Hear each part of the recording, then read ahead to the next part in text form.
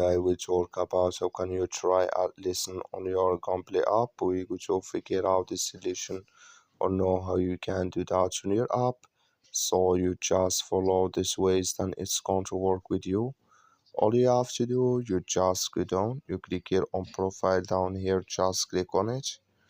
So then it's going to take you to this list. It's going to show for you like this here on your profile. Then all you have to do next, you just go down here, then you click here on listen history, you just click on it here.